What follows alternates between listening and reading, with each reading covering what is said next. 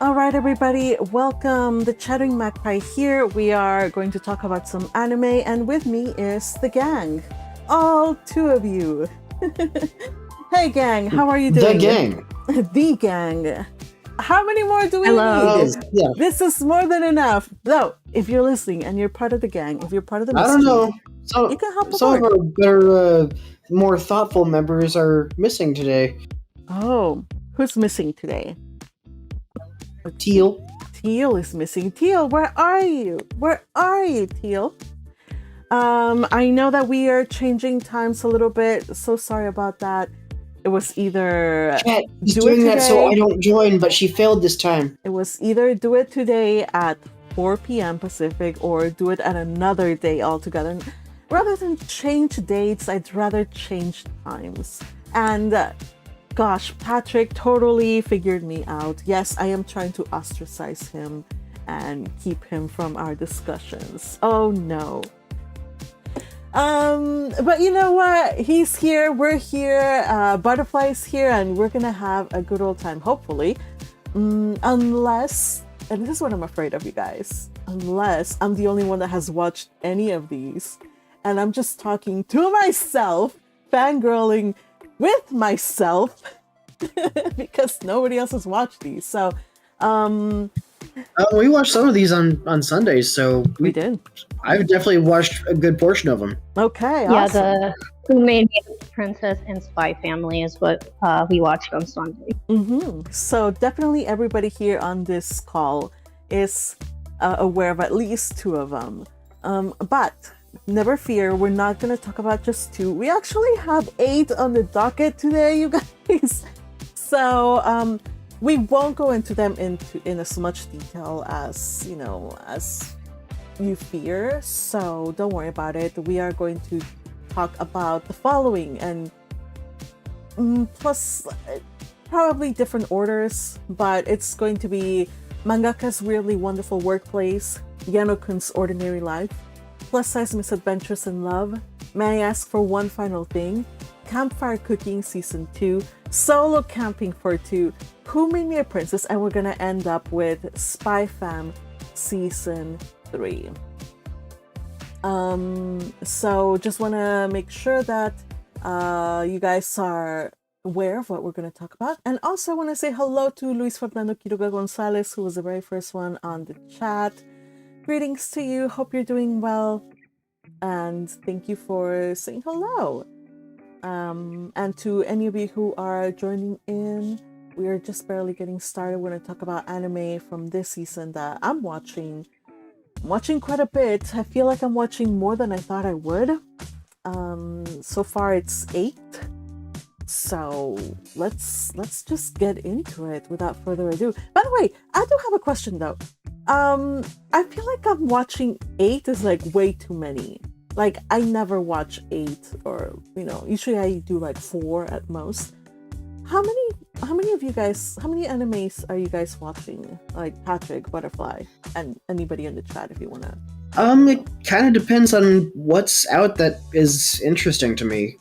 Sometimes they have a larger number. Sometimes it's like, I'm not really interested in any of them. Yeah. How about this depends. season? It depends on who's streaming what on Discord, because I don't have access to a lot of the services. Oh, So I see. right now, too. Okay. You know what? I would have liked to know that earlier. That way we could have streamed more. Sadly, though, in the server, we're streaming 2. We're streaming Who Made Me a Princess and what's the other one? Spy Fam. And then we watched the extended version of Lord of the Rings, the first one. That was like 3 and something hours. So we couldn't watch any more anime. But once we're done with the trilogy, we'll definitely get back to watching at least, one more episode than that. But yeah, that's what we've been doing on the server. We watch anime and do all kinds of stuff. So if you want to be part of our little gang, hop aboard and become a member at the noble tier or above. You get access to a Discord server. Just hit that join button in there. All right. So, but usually the average for me is 4 4 animes per season, so the fact that I'm doing 8 is like more than twice as much. Like twice as much as I usually would. Alright, so I kind of feel like I want to start with Mangaka's really wonderful workplace, you guys. And it's for no other reason other than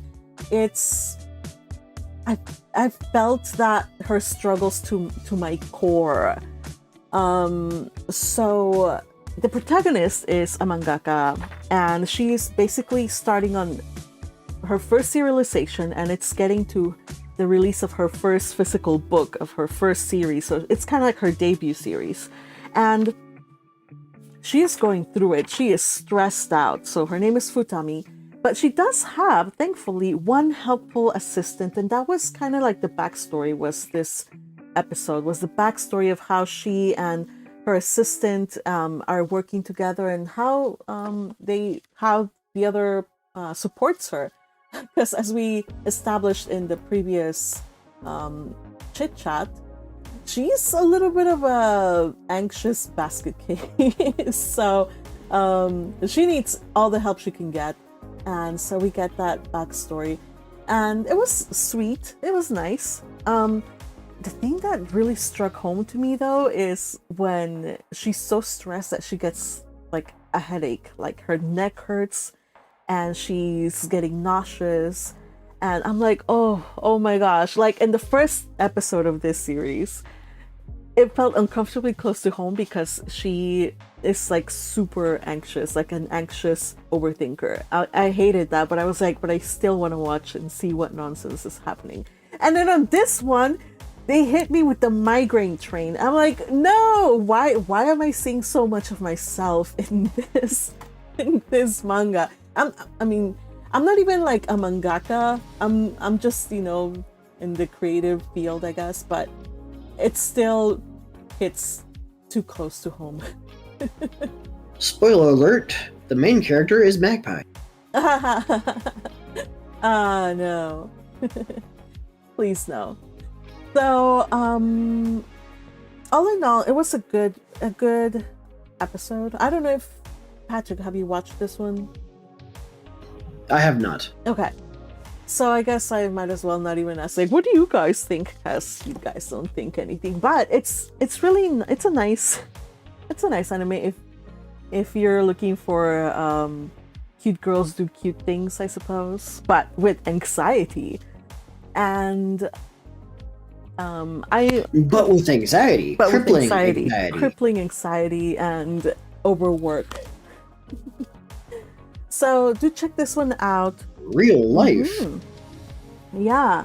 And let's see, Crusher is on the chat. Hey, Crusher says 3 is a max for me. Okay, so you only watch at most 3. That's good. That's kind of like I would also answer 3, 4 maximum. And then Crusher also sees himself in Futami. Mm-hmm. Also, there's this one thing that we get. So it's not just the backstory, but also we learned that her assistant is gifted enough to also have been approached by an editor of a publishing house. It's like, we love your work on social media and you go viral like plenty of times. Your drawings are widely loved by the peoples, right? So we want to do a series. And she is excited, of course. She even quit her part-time job because of the offer, but in the end she turned it down because she doesn't think she has what it takes to be a mangaka. And so this is the assistant. Yes. Feels like that. Second guessing yourself. That's a very common trope. Mm-hmm. So she's 20 years old. So I kind of understand her point, because at 20 years old, you guys, I had zero confidence. Like, confidence non-existent. No, I I would have been the same. So I get it. There is a saying that somebody told me, like in my first job, somebody told me like, hey, do you want to go into training for this? I was like, no, I'm scared. And then they were like, oh, well, if you went to training for this, like, you would make money. I was like, no, that's too much. I don't want to, I can't. Like, I don't think I'm capable, right? Not my field. I don't want to. And I remember the thing that they told me was like, oh, I can't believe it. Youth is wasted on the young. And now I look back and I'm like, I probably would not put it that way because it kind of sounds like mean. I think I'd put it more. You miss 100% of the shots you don't take. Yeah, that. Imposter syndrome is a thing, but at some point you have to power through and get over that. And sooner or later it happens. It's just it might not happen when you're young and have that energy and don't have all of the commitments that will probably keep you from going after it. So, yeah. Anyway, to those of you who are watching us, do go on and take that risk, get that job, believe in yourself. There's if a editor of a publishing house believes enough in you to call you into like say like, hey, let's do something, please believe in yourself. Hopefully we like your work. Yeah. Please come to work for us. Yeah. That doesn't mean I'm being facetious. You suck.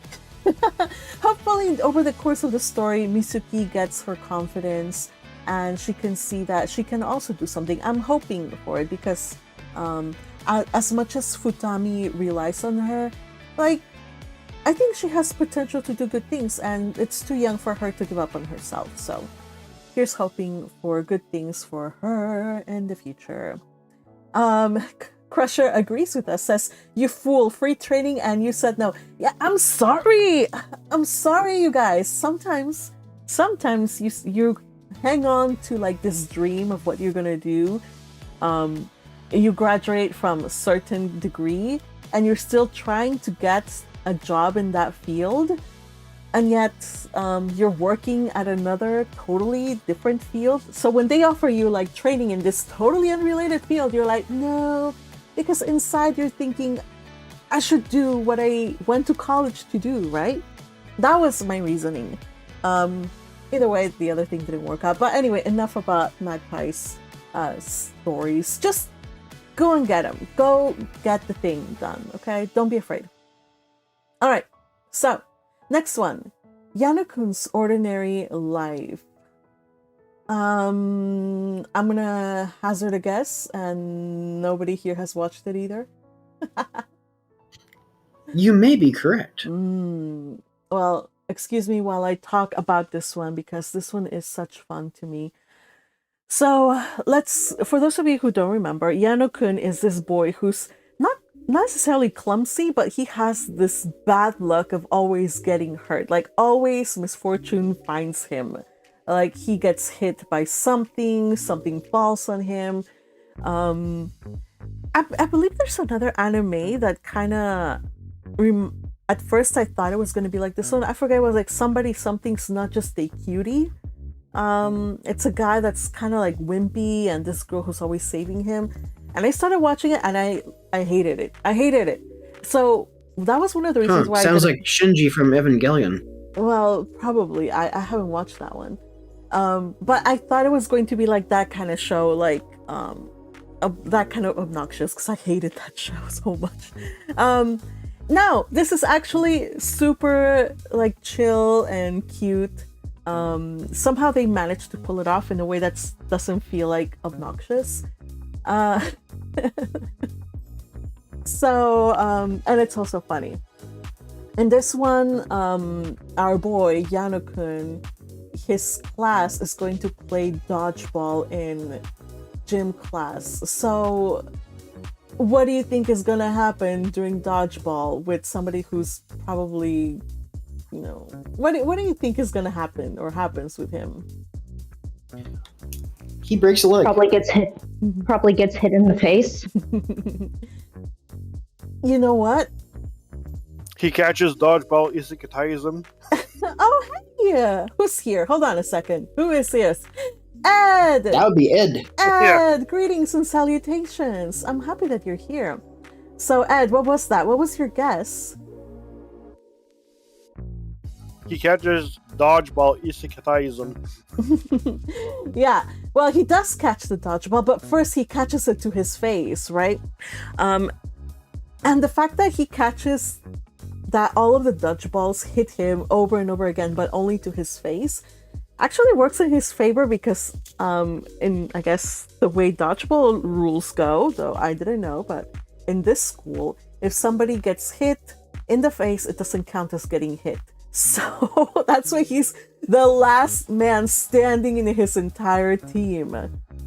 Because he catches them Yeah. all in the face. When I was in school, when we played dodgeball, it was the face or anywhere below the belt. Ah, I see. Okay. There you go. I don't recall having any rules where one body part didn't count. Neither do I. However, if shooting in the face was frowned upon because it's dangerous and could hurt people, so nobody did it. Mhm. But it all counted. If you got hit in the ankle, like you're out. I guess in the lower You sh- crotchetal region is what they probably mean. Because I got hit in the legs lots of times. You- Was that usually, if butterfly? someone got hit in the face, the person who threw the ball was disqualified. Okay. You know what? That's probably what happened here too. Because ultimately the person that ended up with, like, the last person standing on his team was he, and then the last person standing on her team was, of course, her. She didn't want to get involved at all in hitting him. Fortunately, she sucks and she totally misses him. But he did in the end lose, on purpose. And that was something she called him out for, but he was like, nah, it's cool. One interesting little tidbit here that I was found curious is, she's a sweet girl and she's trying her best to convey her feelings, but he's just not getting them. He's not getting her feelings across. And one of the things is, I feel like she's mothering him too much, and so I don't think that he would think that her taking care of him with her first aid kit and protecting him from dodgeballs is going to get the message across that she likes him romantically. Probably he thinks that she finds him pitiful, which he says nobody in his life has ever called him cool. They all just call him, oh, kawaiso, like pitiful, right? So good luck to her getting. Is this going to be one of those Back to the Future tropes where the girl falls in love with the guy that she's taking care of? She's already fallen for him. She has a crush on him. I don't know if she ended up having a crush on him because she took care of him, but probably that's the case. But it seems legit. I don't know about Lorraine, but if that was legit, it was the thing that started it in Back to the Future, before it turned into the real thing. I don't know. We're gonna see how this relationship pans out. But if it does pan out for the long term, she better be prepared, because like that kind of like bad luck runs in the family. We also met, like, serendipitously, we met her dad. She meets him in the street. He's basically a copy of Yano-kun. He even looks the same, except he doesn't have an eye patch. But he is able to tell that she likes his son, and he's like, you know what? That's cool. I hope that you guys can be friends for a while, for a long time. So we got Daddy's blessing at least. Just Yano-kun needs to get the memo at some point. All right, so I'm enjoying this one. Again, it's very, very sweet. I like her point of view. Everything is from her point of view. I don't think she realizes that she might have caught somebody's attention. I feel like she caught somebody's attention. There's the basketball guy that she gave him like a look, and he was like, "Why are you looking at me like that?"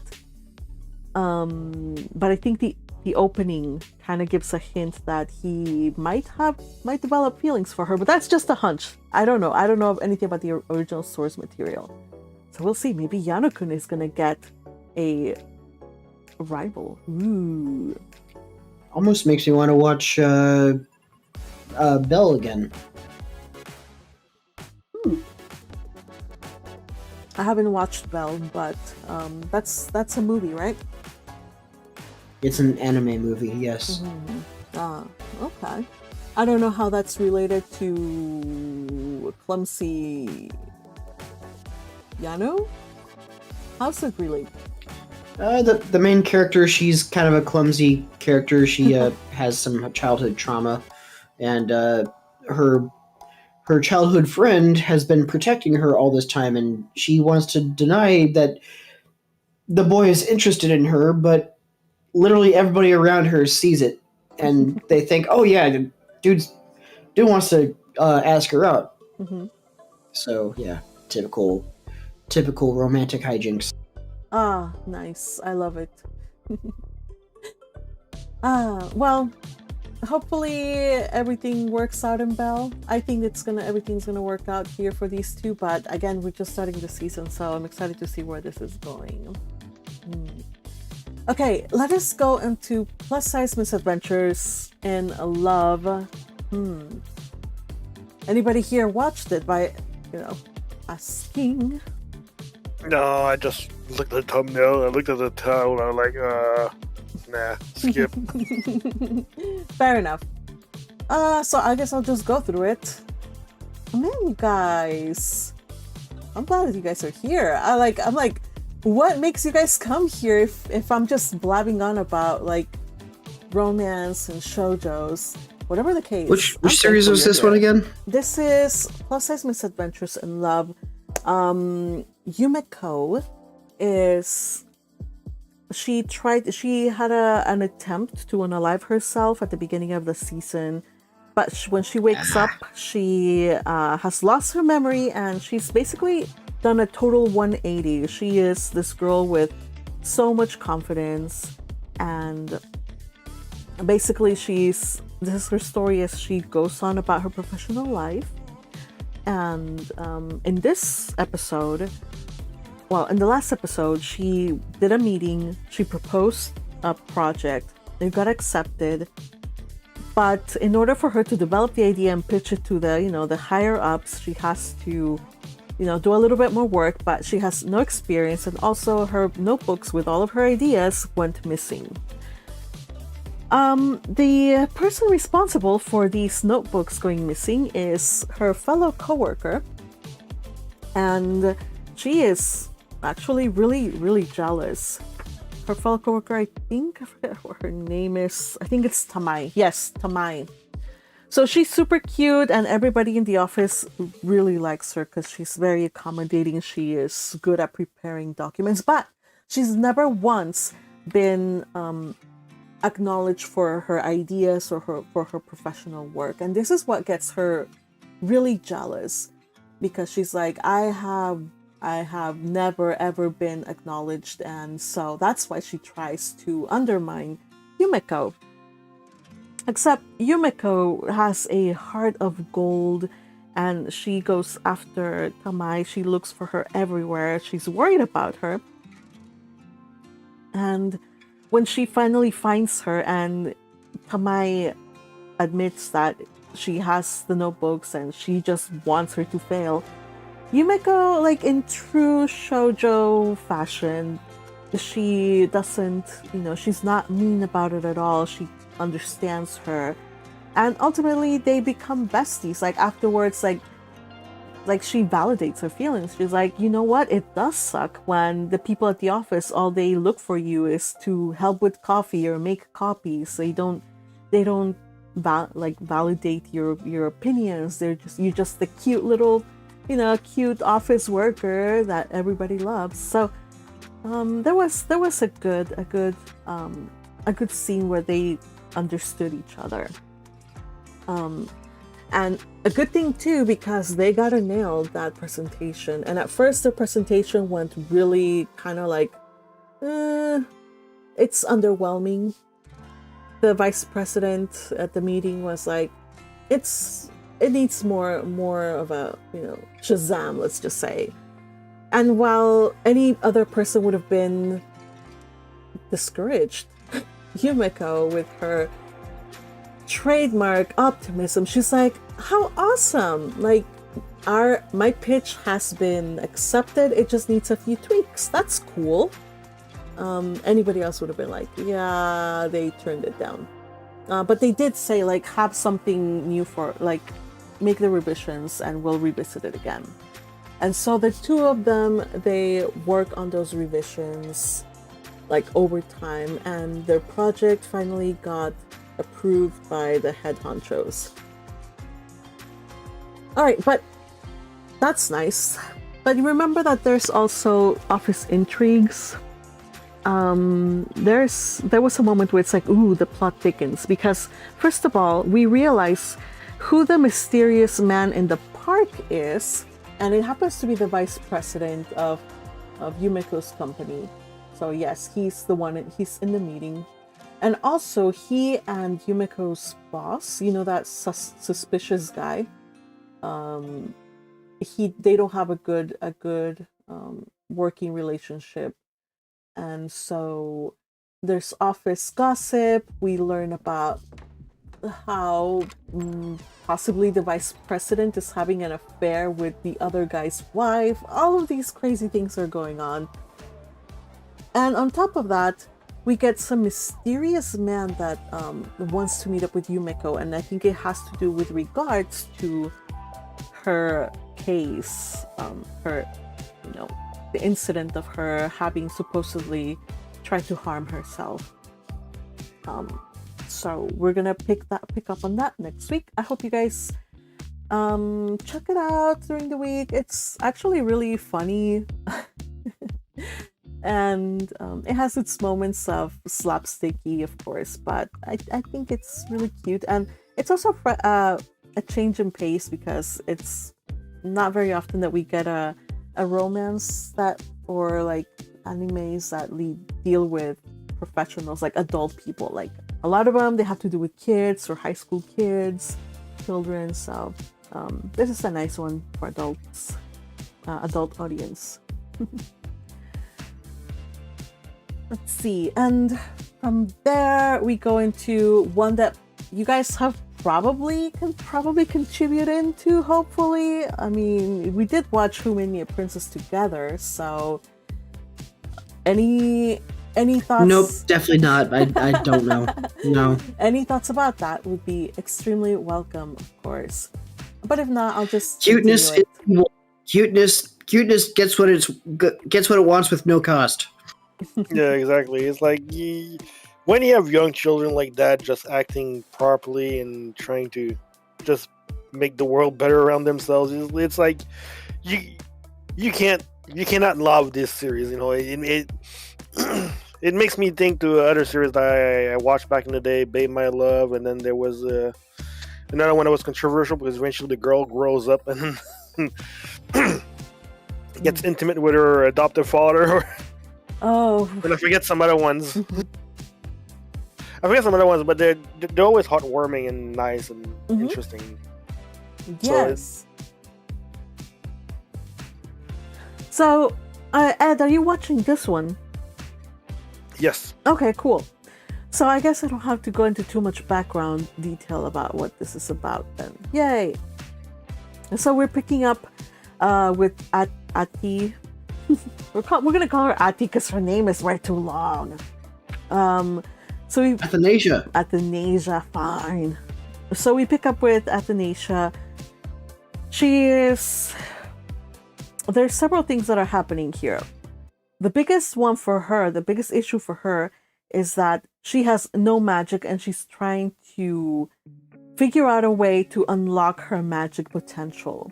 Because it makes no sense that her father, who is emperor and who has a lot of magic, should have a daughter without magic, especially if her mother also, I think she also had some magic or whatever. Yeah, I think she said in this last episode that her mother danced with magic. Mm-hmm. So yes, yeah, yes, and also I already have my theory that her magic might be related to dark magic or something like that. Ooh. Because that's when in the future she gets sent away, but it looks like her father might be under some curse or some sort of like that. So maybe that in the future that she sees, which I think she only sees parts of it, she doesn't see all of her future. Mm-hmm. The reason that she dabbled in dark magic was to release whatever curses on her father. Mm.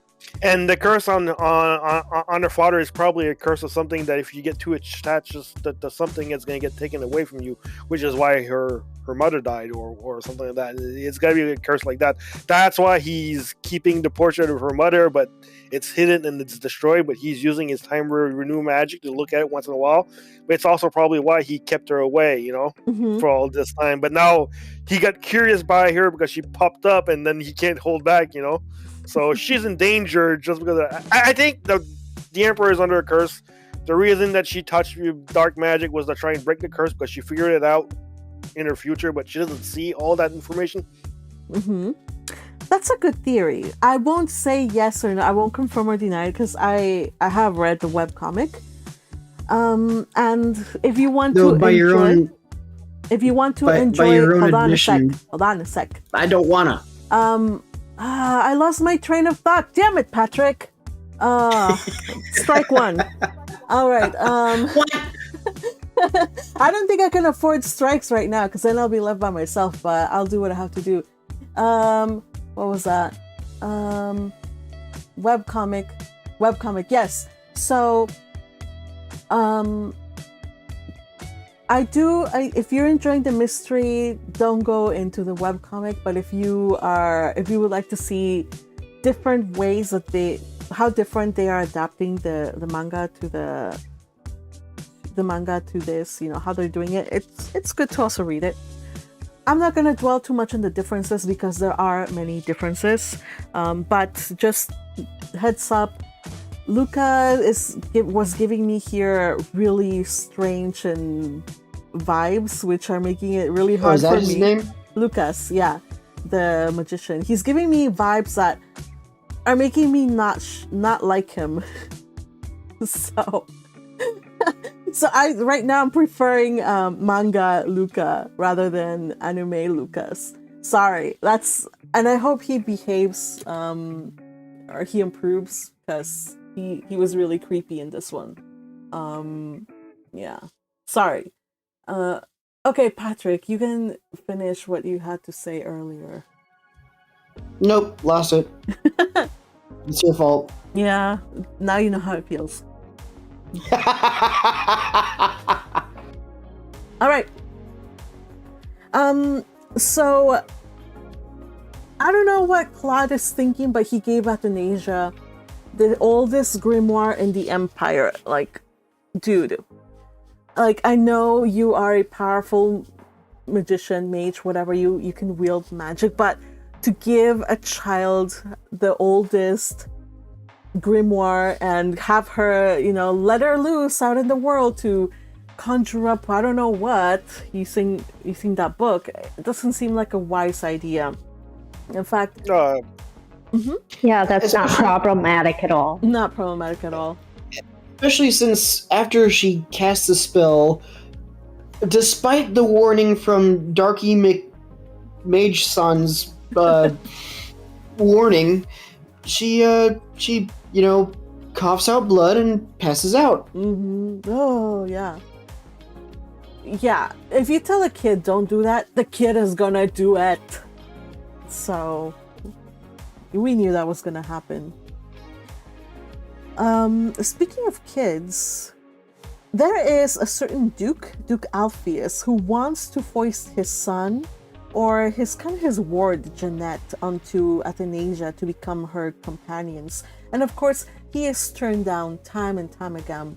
Athanasia knows that he's trying to ingratiate himself with her father and that he's just bad news. And in order to turn him down, she's like, yeah, they have to be smarter than me. And she flexes all her academic achievements on him, which was really, really satisfying to see. Except that she even gives him a book that she personally translated. Yeah. She's like, unless the kids are smarter than me, I don't want to hang out with them. And of course, she's precocious because she has the mind of an adult, or at least she should have the mind of an adult. We're not, this is not the manga. But she has been reading from a very early age. And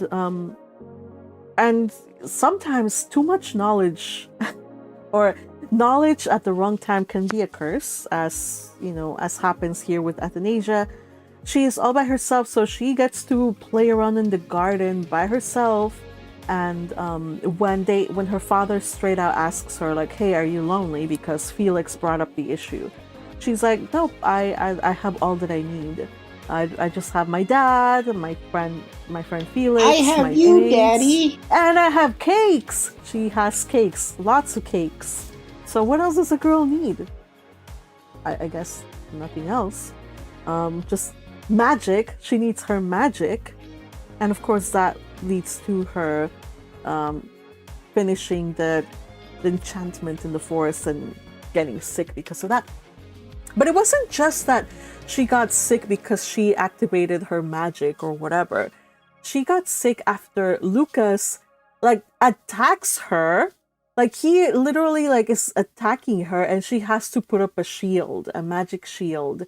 And I think that does the job. So again, Lucas, I'm not liking you here. Like I really liked him in the manga, but not here. He's being too dark. Like, Well, to be fair, so she's messing with the timeline, and it seems like he's supposed to be like a guardian of said timeline. So he's doing his job. I guess. I'm always against mind control situations. He's trying to get her to tell him her secrets, and so he casts a spell, and her eyes just kind of like go like void. I don't know. It's kind of weird. I guess he's a ruthless magician. I guess we'll give him benefit of the doubt. Though we did get previews of next episode though. So we'll see him. We won't talk much about them, but we're gonna see his return. And hopefully the story will get back into place. Anything more about this episode in particular?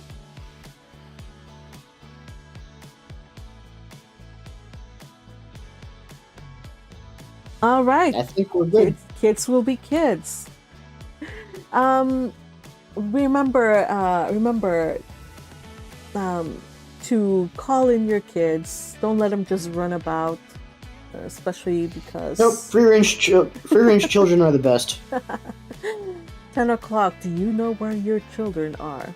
All right. Survival with I the remember fittest those ads. What was that, Ed? Survival of the fittest child. Yeah. And there was a time when, like, kids used to have broken bones. Like, when they were growing up, you have broken your bones at least twice, maybe once, twice. Because I was just growing up. You played and you fell and you tumbled and whatnot. I know. Yeah, that's... Yeah. I mean... Oh, go ahead. I mean, when I was a kid, it's like my parents were always screaming at me, "Go play outside! Don't stay in the house!" all the freaking time. And now today, parents are like, "Stay inside! Don't go outside! It's dangerous!" You know. Yeah, different times. It definitely is different times. All right, so if you are going to go outside, why not do it by going camping, though? We continue with solo camping, and this one, Jen is... We actually get introduced to a new character, and it's a solo camper, a fellow solo camper. She is a cyclist, though. And unfortunately, Shizuku gets the wrong idea, and at first she's a little jealous. But there's nothing going on in there. It's just... Actually, Jen is trying to think of ways, now that he's serious about his dream of opening up his own campsite, he's trying to canvas different peoples to ask him, like, hey, about camping, like, what do you like? What kind of amenities do you appreciate whenever you go camping? What kind of sites do you prefer? So he takes the opportunity to meet a fellow solo camper. This girl, I forget what her name was. Let's see, what is her name? Yui. So he asks her like, hey, like about camping, like what do you do, like, and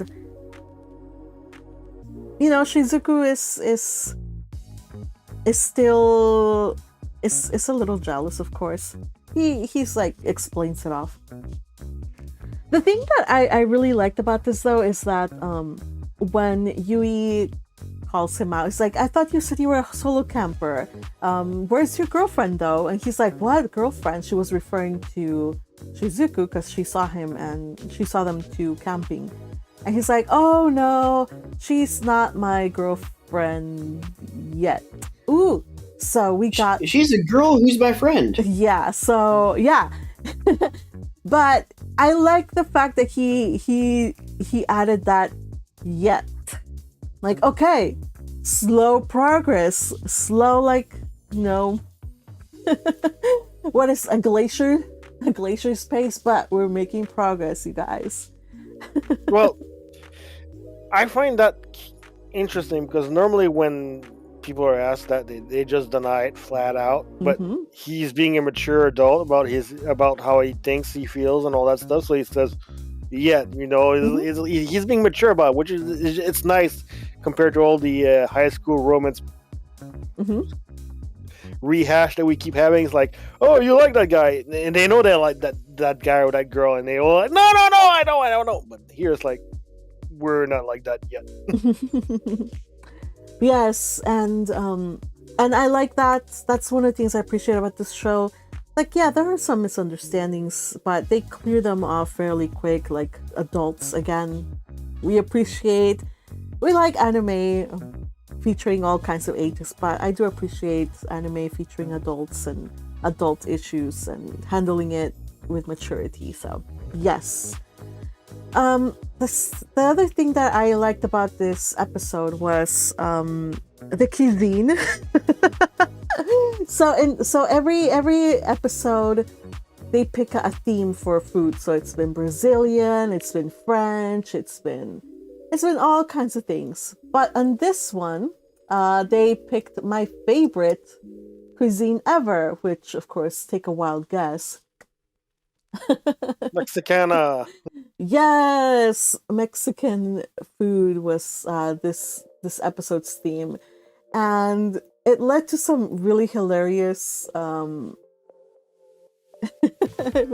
bits.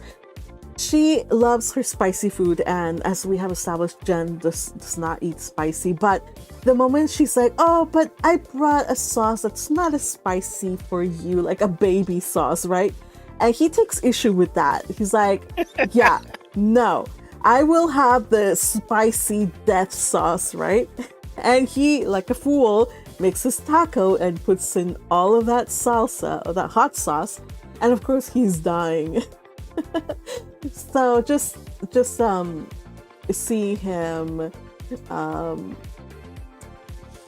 try to prove himself, but just suffering in the process. I was like, it's okay, you know, you're no less of a man because you don't eat spicy. In fact, personally, men, I don't like spicy. Men will be men. Men will be men. Yeah, I suppose. When a guy has an ego thing, he's gonna dig his heels in. He's gonna tough it out as much as he can. Well, that's what he did. Men, manly men. We're men in tights. Well, to the men listening here and to the men here on this chat, please do not harm yourselves and put down the spicy sauce or whatever dangerous thing. You don't have to do it. Please. I refuse. Please I must prove I'm strongest. Please resist. Honestly, men harming themselves to prove a point is part of the game of being a man. It just works that way. Oh man, we will do stuff again that is not good. Even though we know better, we're still gonna do it because, you know, we're tough guys. Cannot relate. I cannot relate, but okay. He's a guy thing. I give you I props to you, but my my instinct of self-preservation will win against any kind of, competition. So may you all have health and strength to overcome your guy thing. May your stomachs be made of iron. Yeah, Exactly. that's It's like whenever a guy tells you, "Oh, it's fine, it's nothing, it doesn't hurt." Trust me. Oh my gosh! Oh my gosh! Yes, you guys. There was this guy. He told me it didn't hurt, but his face was red. It turned like beet red. He was like, "No, it's fine, doesn't hurt." But his face, like all the way up to his head, because he was like bald. Everything turned beet red. I'm like, "Are you sure?" It's like, "Yep, just fine." And this was about food, like spicy food. I've seen that. I just remembered it. I remember as a kid, so I was living in San Jose at the time, and my dad took us to this Thai noodle place, and he saw these little red peppers off to the side of the table that you can add to your food, and he asked my brother and I if we would dare him to eat one of those little red peppers, and we're like, do it. And my dad's face went instantly beet red. Like, I've never seen this man turn this red, and holy cow, he was drinking water like it was going out of style. Oh my gosh. He was not ready for that level of spice. Look, unless people are gonna give you money to do something like that, I would not do it. Please, if you're gonna do something so like you this, do have a standard for this. Huh? So you do have a standard for this. If it makes you money, then you'll do it. Well, why not? I mean, if you're gonna suffer, at least get paid for it. Don't do it for free. Like, I'm sorry, but if you're gonna It's suffer, not for free. It's not for free. It's for ego clout. that's so. You guys are hilarious. I am learning It's for a man lot. card points. Man card points. I am not just learning. I am confirming this very suspicions that I've had about behavior in our society. There is a very good reason why women typically live longer than men. Yes. I see. I'm getting confirmation about my suspicions in this conversation. I mean, men normally don't say this, but we all keep a scorecard on ourselves and all the men around us, and who's the more manly man and stuff like that goes on a Really? scorecard. Yeah. Men will always be children. Well, please try to stay alive though, okay? Like, do what you need to do, I guess, but do not harm yourself or put yourself in harm's way or other people in harm's way. That's all I'll say. Do the things you need to do, beat your chest and go out and eat whatever. Just stay alive, okay? All right. Can we tell this to the people who keep sending me these electrical videos of people being absolutely stupid with, You know what, Patrick? very dangerous levels of electricity? It's an occupational hazard receiving those memes. It's you chose to go into that line of work. That's gonna be always after you. So My favorite electrical channel is Electro Boom, fellow Canadian. But the thing is, he knows what he's doing, but he's being a clown about it. oh gosh, I hope kids don't watch that and get some ideas, right? Oh yeah, because what he's doing could be deadly if you don't know what you're doing. Oh yeah. Remember, kids, what you see on those channels, do not do at home. It's bad for you. You know what other things you shouldn't do? You shouldn't go and you shouldn't go camping with pixie dragons and fenriers and slimes unless you are this guy from Campfire Cooking. This was a very clumsy attempt to move on to the next one. Yeah, I was gonna say we probably need to get back to what we were talking about. Yeah, in the we video. have to. Okay, so we're almost done, I think. No, actually, we're not. Oh gosh, I need to sneeze. Hold on a sec. Goodness. All right, Bless bless you. me. Sorry, I muted it for Gesundheit. YouTube people, but not for you guys. Sorry. I've actually gotten somehow sick. I've been sneezing like crazy all day long and used up like a box of Kleenex. I don't know what's happening. So I thought I had taken care of that, but I guess it's coming back. So let's just finish this. So they are going to this I forget the name. A guild master who is into dragons, right? And I'm sorry. I like dragons. Yeah, I'm sorry I couldn't get all of the like a little GIF updated. Sorry about that. By the way, Ed Butterfly, did you or anybody here did you watch this episode? I watched season No. 1. I've been watching season 2 more or less because I mean this is just a chill out series. There's nothing really earth shaking happening, or the stakes are not high. You know, you don't have to think about it too hard. It's probably not going to go anywhere. It's just chill and burn times. Like I watched season 1 back then. Right now, the season 2, I'm watching a little bit, but not super interested because it's just not the time that it catches on to me right now. But you know, it's something that depends on the feels. You know. Yeah. What's the name of this anime again? Campfire Cooking. That's what I call it. It probably has a longer name since it's an isekai. With my absurd skill, probably. So, yeah, with my absurd shopping skill, something. Yeah, online shopping skill, yeah. Yeah. So it's the cooking one. And... Is it anything like Dungeon Meshi? No idea, I haven't watched Dungeon Meshi. Even more chill than Dungeon Meshi. Dungeon Meshi had a story and some stakes, and there was a goal. This is just like they literally. It's just cooking. It's just about cooking. Like literally, it's just cooking. And Sui carries the show. Of course, the slime. The slime is adorable to no end. Of course, but we do get like a little bit of world, like exploring this world, meeting new creatures. So in this one, they want to butcher a dragon that they've been hauling around since forever. They want to butcher it for meat. They take it to this specialist that loves dragons, and he's like, "Yeah, I'm going to. The only thing that can pierce through this dragon's scales is this extremely expensive mithril knife." But when he tries to cut open the dragon, the mithril knife breaks.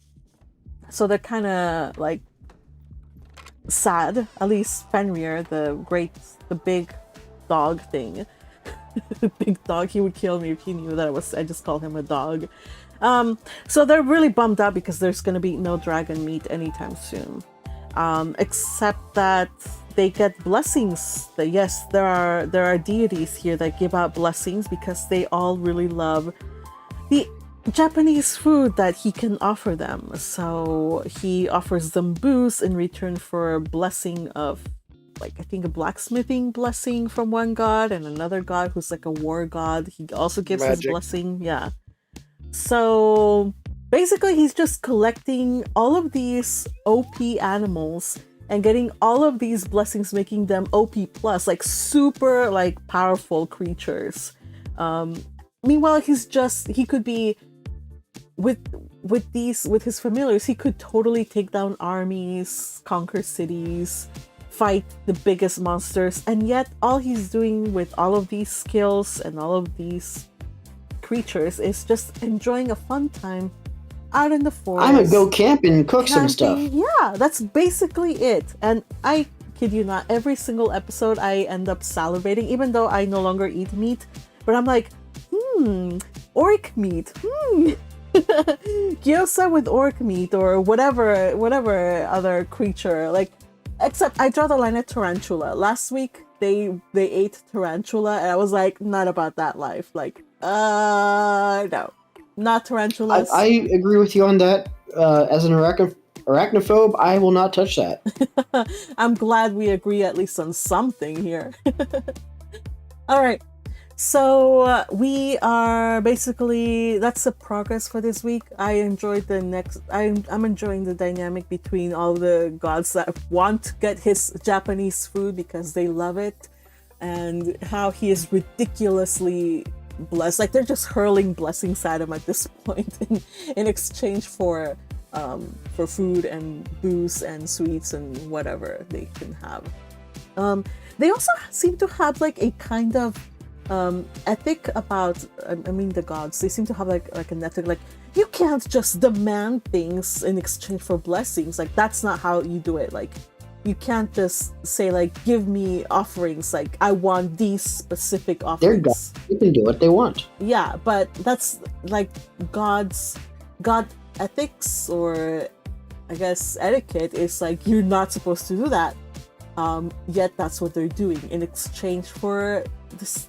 The kinds of offerings that they want, they have blessed him. So I'm like, well, it sucks for him because he doesn't want those blessings. And it sucks for him because they talk directly into his mind and they're just fighting inside his head. So imagine like people yelling inside your head and you can't do anything about shutting them down. So that's... Oh, I go insane. Yeah, so... Yeah, and woe to him because this week he forgot to give them their tributes. Mm-hmm. Yes. Yeah, so we got, what is it, four goddesses, 2 new gods added this week. Like, at this point, he's just gonna get the whole pantheon in by the end of the season. I don't know what's gonna happen this season. I haven't read the source material, but yeah, that's all. It's cute, it's funny.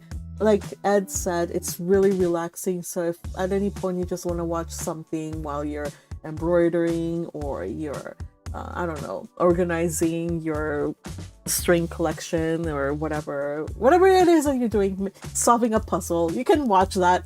Put this on. It's really good. It'll make you hungry, but it's worth it. All right. Anything else about Campfire Cooking? By the way, Alpha, welcome. Happy to see you here. Alpha, have you watched, let's see, click to see attachment. Oh, I see. Oh, look. Thank you for saying hello. Guess can't join in voice. All right, you guys. Let's move on to, can I have one final thing? I've really been enjoying this one. I thought I wouldn't. You guys, I hear you, Ed. Have you been watching this one? Oh yes, I've been loving that one. that one grabbed me on episode 1. Oh, okay. And you know what? Patrick also has been a vocal supporter of this one. Tell me, you guys, what do you like about this one so much? I want to understand from a male perspective. Well, there's something about a femme fatale who can take care of herself that some guys really like. And this woman, she's feminine in just the right areas. She's also a badass in the areas that count. And she takes care of business. Plus, the main romantic interest makes me laugh. Yeah. I'm glad you pointed that out. I'll talk about him later. What about you, Ed?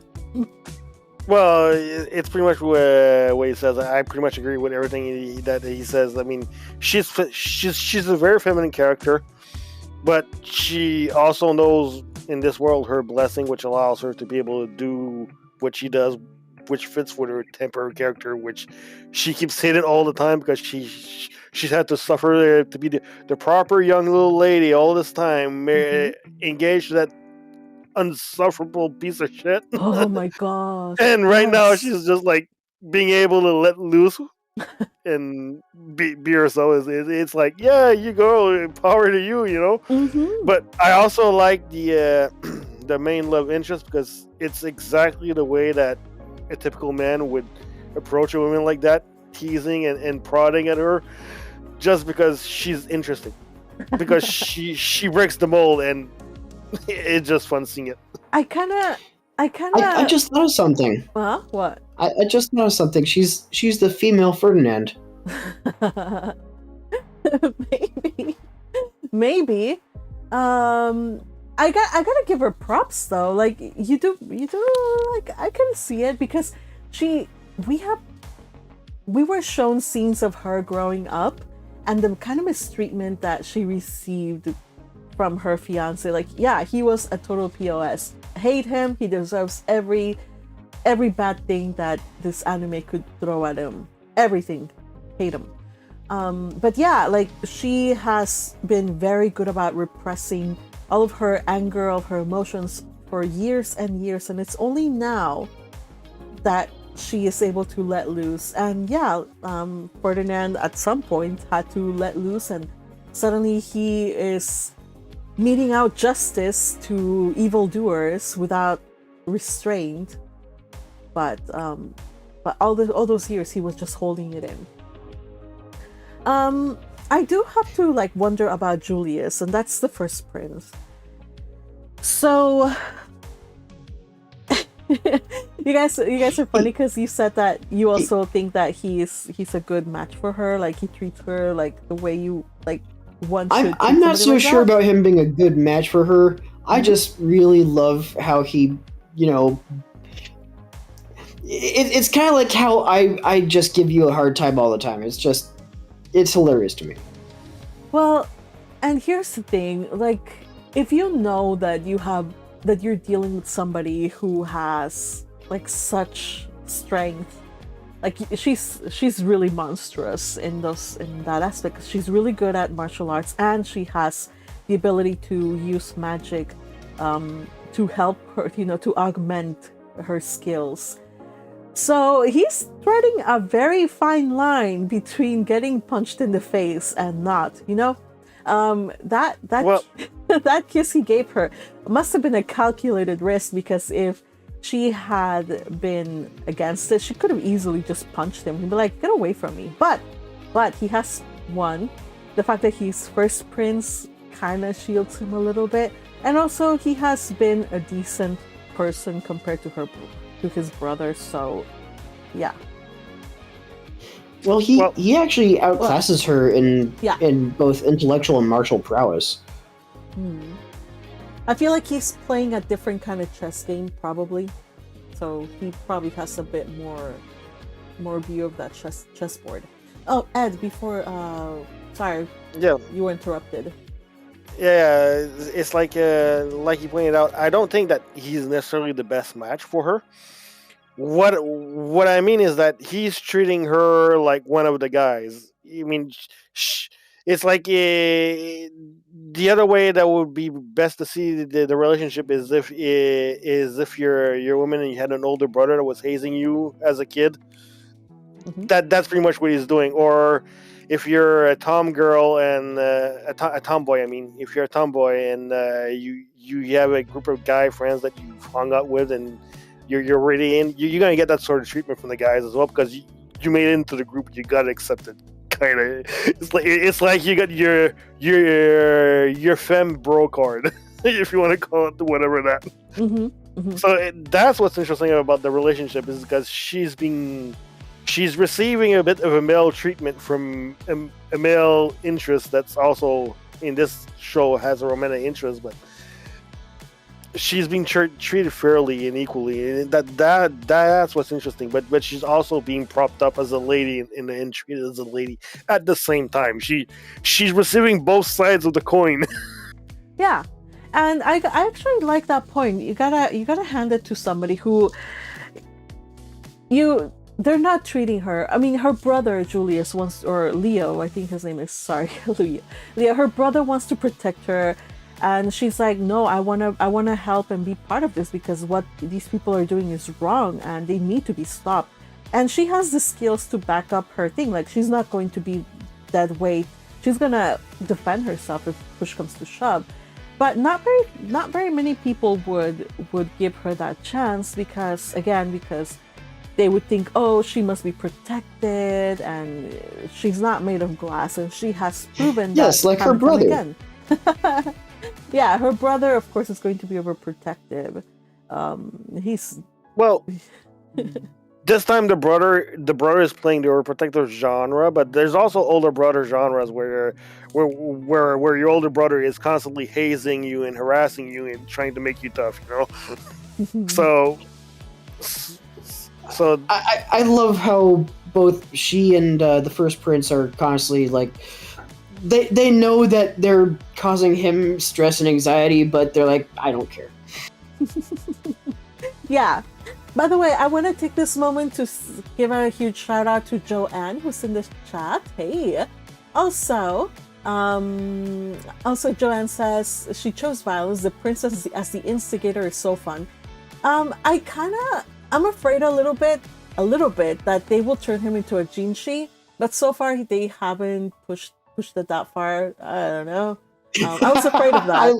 I was afraid of that. I love that you say that because that's the main reason why I thought maybe you might not like this, because you hate Jinshi. I do hate Jinshi, but he kind of reminds me a little bit, but it doesn't have quite the problematic issues that I took with Apothecary Diaries. So if she needed to, she could freely punch him. Probably not, because he's still Prince. But they're kind of skating that fine line, and they're doing a good job of it.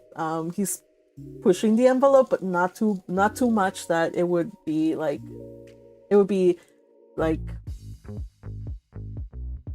for putting her in a position that she doesn't want to be in, you know. Like they do go out in town and they talk about things other than like teasing her or whatever. Like he is talking about different things about life, about their kingdom, about things like, and yeah, it's a bit different. So I'm enjoying that aspect too. So he can be playful and all the things. So far I'm enjoying it. All right. Also, Crusher. I also hold on. Just let me do this. Go ahead. Hold that thought, okay? Also, Crusher is on the chat and said, by the way, thank you, Crusher, for the super chat. Thank you for supporting this channel. Says Crusher's anime recommendations of the week: Soul Eater. Is it Soul Eater Kids or Soul Eater? Well, Soul Eater. Kids. I think this is the series that spawned off of Soul Eater. Okay. Kids use living weapons to fight evil and collect souls to make the ultimate death scythe. Oh. Wow. That is an action one for sure. Sounds very. It's actually a very good series. You might enjoy. I don't know if you've ever heard of it. I have not heard of it. which series? Soul Eater? Oh, yeah, it's an interesting story. I mean, for me, it's not the best, but it was good, a good and interesting ride to watch. Mm-hmm. So I don't know if that's going on. Is it airing right now, Crusher? Is that an older one? Oh, that's an older one. Okay. It's like 15 years old, maybe more than that. Yeah, I kind of felt like I had heard of that before. And Crusher, to answer your question, what are your issues with Jinshi? I wonder if I should just make a video to talk about my issues with Jinshi. I don't want to. Do it. No, I don't want to, because I don't want to draw on the ire of the whole Apothecary Diaries fandom, which is significant. I don't want to do that. I will not. I will not listen to the evil suggestions. But just saying, I don't like the power balance, the power imbalance in it. Mao Mao finds herself bought, I guess, to help. I guess he was just trying to help, I guess, in his way. But she is kind of at the mercy of one person. I just don't like it. And it's also like a very powerful person. She can't say no to him, whatever his whims might be. It's probably also a personal issue. Like I said before, I had some bad experiences in the past, so that's also why I got the major ick. So, yeah. The ick. The dreaded ick. But if you are enjoying it, by all means, enjoy it. I don't want to yuck people's yums. It's just a personal issue. I hate Jinshi. But I love Mao Mao, which breaks my heart because I don't want to watch the anime if he's in it. But if it were just a Mao Mao doing Mao Mao things, I would love that so much. So much. So much. That's all. All right. Joanne says, I was still on the fence of keeping watching or not, but this episode convinced me to keep watching. The dynamic is on that fine line you said, and it's interesting and fun for now. Yes, agreed. They have a good little mystery going on, so they're kind of like the thing that keeps going from one week to the next is that they're trying to bring down the supporters of the Second Prince, not because it's a political thing that's just, oh, we want to bring down that faction for politics. No, they are actual ne'er-do-wellers. They don't do good things. They are enslaving people. They are they're just bad. On top of that, you guys, we got they're trying to assassinate Scarlet, and to the point that they just sent out, I think it's like a mysterious assassin from like the Red Sky Dragoons or something like that, which I think it might be like dragon shapeshifters. That's mysterious. I hope that he turns out to be a good we did get some though. world building with Beastkin in this world, so we do know that there are people who can turn into beasts, essentially. Speaking of, I feel really bad for that Beastkin boy that they are using as, bait for this slave market. Yeah, I'm sorry. That little creature that it was so adorable. I was like, no, how dare you? Like, I was so angry when they hurt him. And the other guy that got, punched, he totally deserved it. I am appreciating this side of the story, just fleshing this world out more, and all of the dynamics between different kinds of humans and half humans and beastkin and dragon shifters and I don't know, all these things.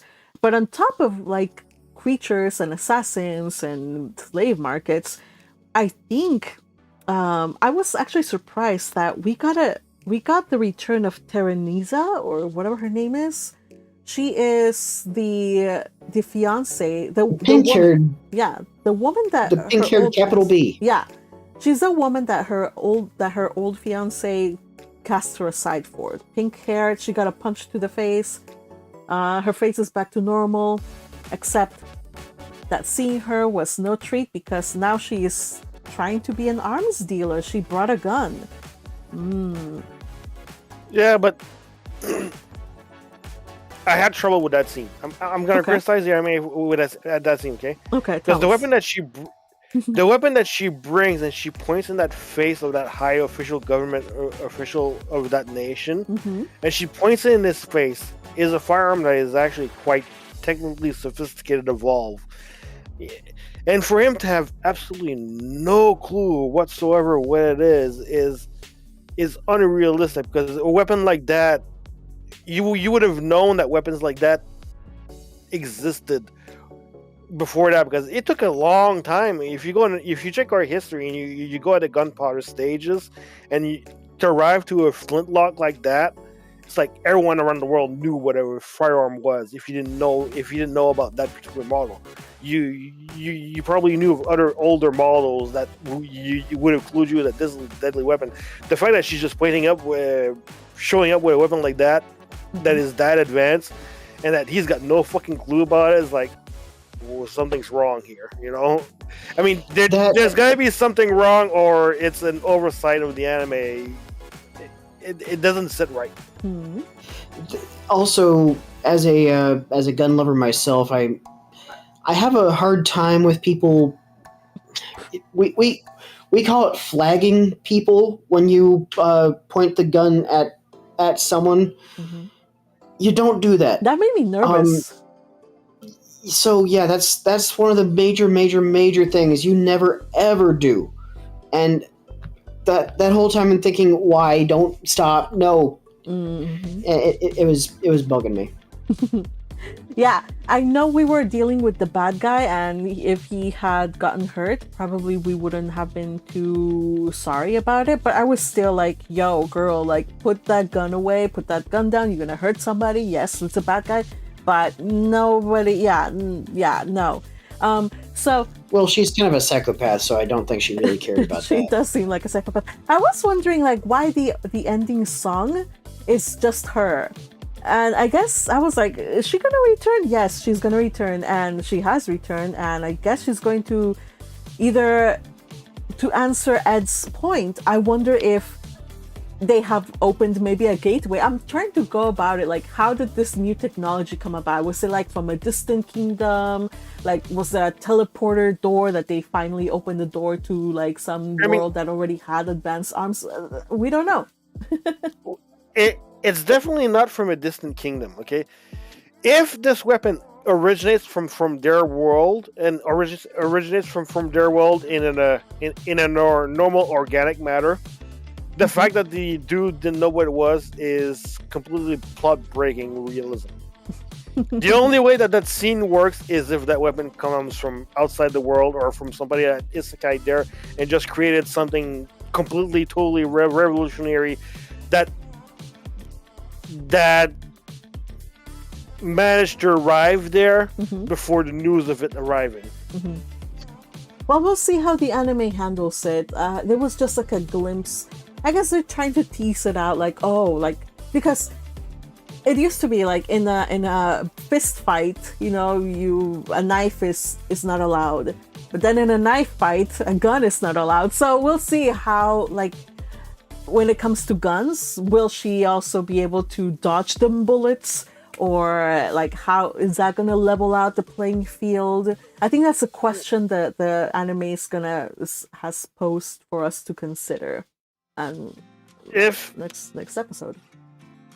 Well, I'll answer your question. If she uses her blessing from her god, which allows her to manipulate time, that's how she's able to do what she does, because she's able to move faster because of time manipulation, which force times velocity equals impact. I forget. You know, mass times velocity equals force. Oh, there we acceleration. go. Yeah, exactly. Well, it's not acceleration. Acceleration is how fast you accelerate. Velocity and the mass at the point of impact is what matters to equal the force that's transmitted over. So because she's moving fast, even though she's weaker, she's having a whole lot more impact because of it. And if she's able to move that fast, then she's probably gonna be able to dodge a bullet at a certain range. We're probably gonna get some sick visual effects. I actually like it when they do like visual effects with time, like warp speed or whatever. So we'll see what they do. By the way, I remember last week when I got called out for acceleration and velocity and all that stuff, so just saying, like, they will call you out if you get your formula wrong. So be careful, everybody here on this chat. Otherwise you'll have to turn in your intellectual card, I guess. All right. No, I mean, if you want to say, is it possible for her to move like that? It completely violates the laws of physics. That's for sure. But you know, gods, magic. You know, you have to go. Okay, there's something else there's something else at play. It's just not pure physical movement as well. The magic is probably helping her move at that speed or something like that. I mean, magic, you know, it explains away the unexplainable. You know what? That's a really neat little tool that authors sometimes abuse. So I hope that this author, whoever writes this show, has done their homework and they don't rely too much on magic, then they actually put some thought into it. So we'll see how they work it, how they fix it. To answer, there's a lot of people who have a problem with that catch-all, like, oh yeah, it's magic. It does things because magic. Yeah. So far it's been okay. Like, a lot can be explained. Like, she's strong and she has the one thing, and that's been helping her. So it's still kind of believable within this fantasy world. All right, you guys, it's getting late, so let's move on to the final one. I've actually left the most impactful for me. This episode was very impactful. But before that, I want to answer Joanne's point. Says, have you watched the other villainous animated season? It's called The Dark Story of the Reincarnated Villainess. Sounds generic, but it's super fun and meta. Isekai in the cringy fantasy she wrote. Oh no, I don't want to be called back You know what would be Oh, I horrible? heard about that. I have heard of it. But I was thinking, like, if I were to be stuck in the world that the fanfics that I've written, I don't think I would be very happy. A world away. I don't think I would be very happy because I would definitely die. I would die. So that's an Yes, interesting this woman, premise. she likes to write tragedies instead of, Not good tragedies. ending stories. I'm not tragic. You haven't even read all of my work. You just read the one and you base off of that because of no. I write Yes. happy endings. Okay, there. But thank you for the recommendation. I'll probably check it out. If you say it does sound really generic, but if you say to give it a check out, and I will go and do so. Okay? Yes, just for you, Joanne. All right. Okay, so Spy Fam. Let's talk about the first half before we delve into the heavier second half. So Spy Fam is the first half actually has to do with Anya and how she's trying to My get favorite closer. character in the entire series. Oh yes, she is an absolute delight. So we got this professor who likes to hand out tonitrus bolts, and you guys know that if you receive these kind of things, if you get 7, you get expelled. And so I thought it was 8. or 8. I don't know. She's 7 away from expulsion. Okay. Well, spoilers. She's basically collecting those things. She should not be collecting those things. She should actually be collecting stellas. But because she wants to help a fellow student, that is the Cyan Boys, she wants to help him out and also help out her father's mission. She sacrifices something, thinking that she would be able to be okay with it, but no, she doesn't have the second hanky she thought she would have. It's really silly. Like, if I'm just explaining it now, I'm like, gosh, this is so stupid. But it's not. It makes perfect sense in the world of Spy Fam, where one handkerchief means so much, or the lack of handkerchief means so much, and receiving Tronitus Bolt is a matter of fainting, and like Lloyd does. Lloyd, the moment he hears that Anya got another Tronitus,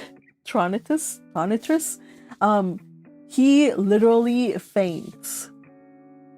And that's enough to cause him to, I guess, dream about his past. But before we talk about this past, anything about this first part of the episode that you guys want to talk about? I love the dynamic between Damien and Anya, because Anya, she's constantly misreading everything that Damien is saying to her, and somehow it works to the point where Damien actually has some feelings for Anya. It's like, what the hell is wrong with you, boy? This girl is kind of an idiot. My favorite part about this is when we get Damien vision whenever he looks at Anya. Like, it's like a shoujo filter washes over her, so she looks prettier, her eyes look larger, there's sparkles around her, her hair looks fluffier and shinier. I'm like, yo, this boy has it bad for Anya, who is basically a oh, she bless her heart. She's a total goof. So yeah, this Anya and Damien dynamic is one of my favorites.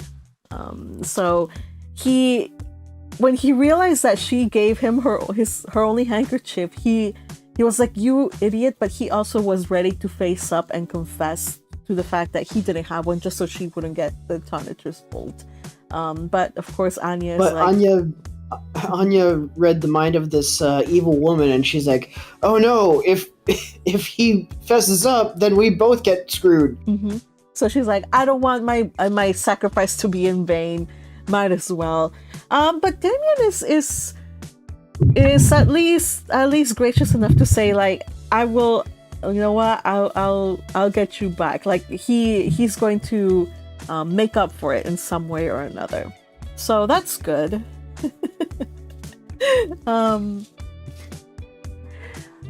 Except that, you know, Lloyd, he is a lot is at stake, a lot is on the line, and the fact that his daughter just got a little bit closer toward expulsion literally like is terrible for him. And so we start the second part of the episode with a flashback, and it's really interesting because in the flashback we don't get his name, but it does say Blank's backstory or something like that. And so we don't ever hear what his original name was. We just know him as Twilight, right? Or Lloyd. And Tasugare. yeah, so it's I gotta tell you guys, when Spy Family first aired, and this is kind of like a little bit of a, I don't know, when the first season of Spy Fam came out, I was really excited. I had read the first couple of chapters of the manga, and I was like, yeah, I'm not gonna read the manga anymore because I want to experience the anime as it goes. So I stopped. But then we got it was early 2022, and you guys know what happened. You know, there was the Russia situation and Ukraine, and it just felt like really like I'm not liking this, right? Because kind of feels too close to reality, you know, that West conflict, East conflict. So and now like remembering, like seeing like all of these memories of Twilight, of his past, like it just kind of brings a lot of that closer to home. Reminds us vividly, like outside of this world we have like tragedies and stuff going on. I think the anime does a good way of showing how just outside our perfect little bubble there is danger, there is all kinds of things that could happen. But I think for me it makes me want to value more the family that we have, the friends that I have, and just hold them closer and make sure that, you know, I appreciate them. Because in this episode we get Twilight, he's a kid and he's playing with his friends. Yo, you guys remember where he and his friends are playing? An abandoned military... A restricted zone. Yes, an abandoned military, like a storage warehouse or whatever, and like Butterfly says, it's a restricted area. And so he's playing with them. He is called the advisor. He doesn't have the toys necessary to play with his friends. Like his friends have toy guns and toy helmets. He has nothing. His father doesn't want him to play with those things. His father is very strict. I know a lot of people on Twitter, from what I've read, some people call him a monster for hitting him. Some people are on his side. We're not gonna defend or like vilify him here. I don't care to do that. But point of the matter is, I shall defend. Point of the matter is,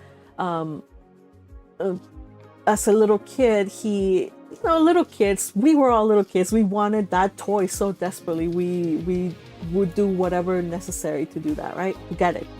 Of course, he used the money that his father gave him for the toy that his father didn't want him to play. But then he's racked with guilt. He has so much guilt because of how he lied to his dad. And that actually turns out to be the thing that saves him, because rather than playing with his friends, with his new toy, he's like, you know what? No. And he left. And he went into the city to talk to somebody else and confess, I guess. But while he was talking out in the city, while he was out away, the other side, Ostania, bombed the warehouse. Yeah, that was pretty bad. Not only that, but then they bombed the center of the city. Go ahead. In the previous couple seasons, we got some kind of clue that Twilight's past wasn't exactly good. Mm-hmm. Like he grew up in a war-torn area, and his childhood wasn't a good childhood. So now we're actually seeing it. Mm-hmm. Yeah. So he was. I feel like he is. We just are starting the tip of all of the tragedies of his past. He has a mom, he has a dad, but after this, we don't know. We know his friends have been struck down by this bombing, but now what about his family? I know his father said that he was gonna go away, like towards the other nation. So who knows if anything happened there? And his mom, well, who knows? We don't know what's gonna happen during this time, but we do know that at some point he's just crying in the middle of rubble. That's the only glimpse we've ever seen of him. It's really. He has a lot of suppressed. What was that? Yeah, he has a lot of suppressed. He has a lot of suppressed childhood trauma. It even blurs his parents' face when it shows the flashbacks. Like you cannot see the eyes of his parents clearly. Yeah. And the eyes are the windows to the soul. And it's really nice how well that little bit about the obscuring the face and the name, his real name, that's from the manga, and they adapted it here, of course. But like I think Patrick, you pointed out when we were watching at the server, they did such a good job with the flying eagle just circling all throughout that quiet moments before the bomb actually struck. By the time, I'm sorry, I can't take credit for that one. I think that one was teal. Was that teal? Oh, and then also how the feather, like when a feather fell from the wing, that was basically like a bomb because that's the one that struck close to Twilight or Lloyd. And luckily he had left his little gun, his little play gun in the warehouse, but he was still wearing his helmet when the second bomb struck. And thank God for that, because I think that brick would have smashed his head in. Yeah. So a lot of lucky coincidences here. So for some people, and I hope this is not the case for him, for some people these lucky coincidences only mean that they feel like they shouldn't have survived. Like it makes no sense why he would survive when other good people did not. I that's what happens. Survival's guilt. So we'll see how the story how the anime handles the rest of his story. But for now, it doesn't look to be too good, you guys. It doesn't. So let's hold each other close as we watch the next one. I've read the next couple of chapters, and it's gonna be very interesting, very intense. But we'll be here with you. We will talk with you. We will be your therapy session, I guess, if necessary. If you want to watch it together with friends, we're watching this one on Sundays. We're on my Discord server. You can be part of that. If you hit that join button and then you join in at the noble tier, you have access to our Discord server. You can join in our lives, talk with us, hop aboard this voice chat, and tell us all about the anime that you're watching, and share with us about what you thought about these episodes. You guys, we are basically at the end. We managed to cover all 8 series. I am surprised we managed it, but we did it. I don't know if we'll continue to do Yay! all 8. Especially if at the very first ones, I feel like I was the only one watching them, so probably I'm just going to cut off like the first 3. I don't know. We'll see. No, keep that in. Keep it in. Mm-hmm. I would probably mention one that surprised me a little bit. Yeah, it's something like the assassin status is superior to that of the hero. Oh. I mean, it's an isekai. The whole classroom gets teleported to a place, and oh yeah, that's a good one. And and the hero has level 1 stats, but this guy, which is an assassin class, he's got a maxed out stat and a maxed out skill, and he's got a bunch of other skills, and it breaks the typical genre a little bit, where the people that summon the heroes are not good, but then there's also corruption inside the army that's helping out the hero. And I mean, there's a lot of plot and twists. It breaks the typical genre, which has been so far keeping me interested in it. All right, that sounds interesting. Thank you for sharing. I'll have to check it out. Okay, so I have to check out the reincarnated villainess, and the assassin is higher rank than the something. I've seen it in the hero. I've seen it in Crunchyroll. So yeah, I'll check it out. Yeah, exactly. It's like I wasn't expecting much of it. I was expecting it to be your typical trash tier isekai. It's like turn off my brain and whatever. But it's actually piqued some intrigue and some plot points that this thing might be going somewhere. It's like I'm not gonna say it's great yet, but it's got potential. It's laying some seeds. Will the author be able to sprout those seeds into something meaningful? We'll see. Also, for those who are fans of particular animation styles, if you love Gundam Seed at all, I think this is made by the same people who animated that. Thanks for letting everybody know. All right, and if you want to watch any of the ones that I'm watching, I have impeccable taste, so please do watch them. I do tend to favor a little bit more romance and slice of life, but if action is the thing you're into, go ahead, check those out as well. All right, you guys, we are heading out now. Time to, go and do whatever it is you do after this. For me, I'm gonna go have some dinner. First of all, make dinner, then have dinner. But yeah, I had a ton of fun with you guys. Wanna give a huge shout out to Crusher, who is with us in the chat, and who recommended Soul Eater, and who supported via super chat. Thank you so much, Crusher. And Teal, hello Teal, is here. Says, I was too busy being an outdoor human, wasn't there to... Aw, that is so sad. Oh God. Aw. She was touching grass. Aw. It's okay. You know what? We all need it. We missed you. You can probably end the stream by watching the Soul Eater trailer. So you'll have an idea what it is. All right, we can all get a live reaction to what you think of the trailer. We'll do it later though, because at this moment I really do have to head on out, and also I will have to set up on my end, and it would take a little bit longer than I want to. So, but I will check it out though.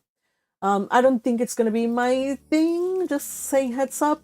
If it's souls and stuff like that, I kind of feel like it might go into a darker direction that I really like. Just being frank and honest with you.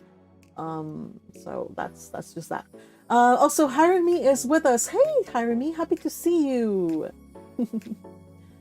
And TL does say weirdly wonderful workplace about work migraines. Very relatable. I know, girl, man. Yes, migraines. So I hate them. If you guys don't suffer from migraines, count yourself blessed by the gods. Also, I think my lucky star is that I don't suffer from that all the time. Yeah. And also, Joanne says, I checked Who Made Me a Princess thanks to your recommendation, and I loved it. I'm so glad you checked it out, Joanne. You see, I have impeccable taste. Trust me. All right, probably not impeccable taste, but I do watch on occasion some pretty good ones. All right, you guys, I had so much fun. It's time to go. We will see you next Thursday. Maybe around the same time, maybe later, maybe earlier. Who knows? Be on the lookout. And if you like our read-alongs, you can catch us tomorrow on her other channel. Oh yes, tomorrow we are reading The Count of Monte Cristo. So it's been oodles of fun. Hop aboard and steal Edmond Dantes' role from Patrick. Just kidding. And it's fun. join us. It's Fridays at 1 p.m. Pacific. All right, everybody, take care. Thank you for joining me, gang. We will see you next time. Say bye-bye, gang. Goodbye. Bye-bye, gang.